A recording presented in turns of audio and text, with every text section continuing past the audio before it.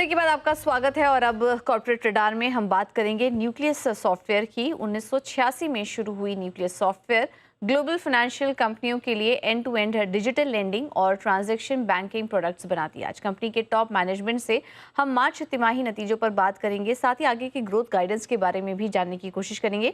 ज़्यादा बातचीत के लिए हमारे साथ मौजूद है कंपनी के CFO अशोक कुमार भूरा जी। अशोक जी, स्वागत है आपका शो पर सर। बहुत बहुत धन्यवाद समय देने के लिए। पहले तो कॉन्ग्रेचुलेशंस, नंबर्स आपके काफ़ी शानदार थे, स्पेशली प्रॉफिटेबिलिटी फ्रंट पर 60% की ग्रोथ वहाँ पर दिखाई दी है। लेकिन रेवेन्यू में मामूली 2%, मार्जिन आपके 13% पर स्टेबल रहे हैं। तो थोड़ा नंबर्स आप हमें समझाइए, ये प्रॉफिटेबिलिटी में जो इतना बड़ा जंप आया है, इसके पीछे कारण क्या थे? तो धन्यवाद पूरी अपने शो पर मुझे बुलाने के लिए।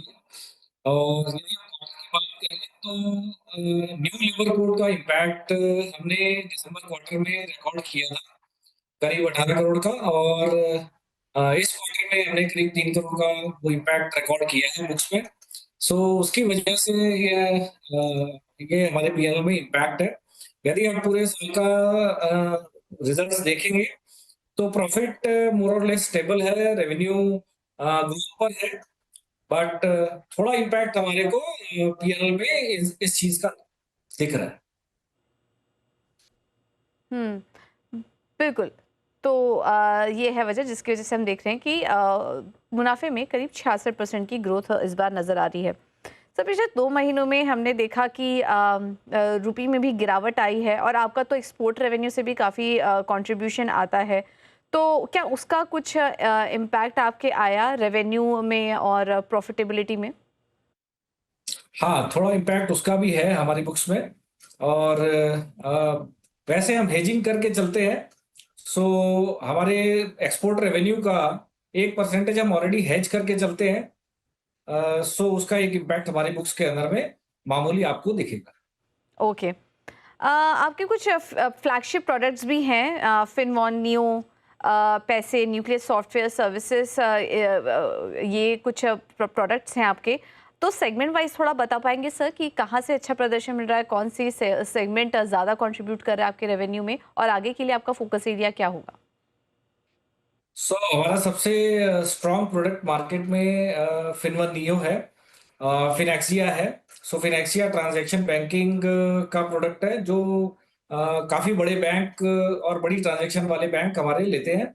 और दूसरा जो प्रोडक्ट हमारा फिनवन नियो है, ये प्रोडक्ट हमारी LMS लोन ओरिजिनेशन सिस्टम और कलेक्शन सिस्टम इंक्लूड करके प्रोडक्ट है हमारा फुल सूट। और ये प्रोडक्ट हमारे ज्यादातर बैंक और एनबीएफसी में लगता है। सो ये प्रोडक्ट हमारे, अब यदि आप बात करें सारे बड़े बैंक्स और नामी एनबीएफसीज में ये प्रोडक्ट हमारा लगा है। यदि हम इस साल के ऑर्डर की अगर हम बात करें तो इस प्रोडक्ट ने हमारे को काफी अच्छी ग्रोथ दी है, काफी अच्छा मोमेंटम दिया है। और फ्यूचर में भी हाँ, ये प्रोडक्ट हमारे लिए एक मेनस्टे और ग्रोथ मोमेंटम लाने वाला प्रोडक्ट है। ओके। और एआई रिलेटेड प्लेटफॉर्म वो किस तरह से प्रदर्शन कर रहा है, और आने वाले समय में किस तरह की ग्रोथ और ऑर्डर विंस वहाँ से देख रहे हैं आप? क्या कुछ नए टाइप्स का भी प्लान है आपका इस स्पेस में? सो नए टाइप्स के लिए तो हम एक्सप्लोर कर रहे हैं। यदि कोई अच्छी चीज समझ में आएगी तो हम उस पर बात करेंगे।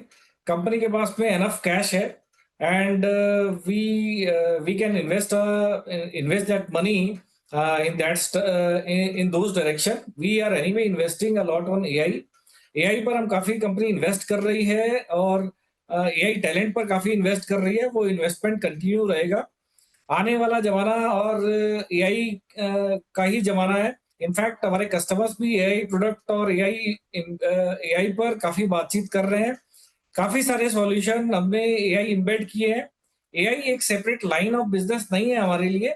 एआई हम अपने प्रोडक्ट में डाल करके एम्बेड करके उस सॉफ्टवेयर में को एनरिच करते हैं, जिससे कि कस्टमर का काम आसान हो, कस्टमर के लिए वो एक वैल्यू प्रोडक्ट बन सके। हम इस पर इन्वेस्ट बहुत ज़्यादा कर रहे हैं। All right, thank you so much sir. Ashok ji, आज अपना कीमती समय हमें देने के लिए और नतीजों पर और ग्रोथ आउटलुक पर भी हमसे बात करने के लिए।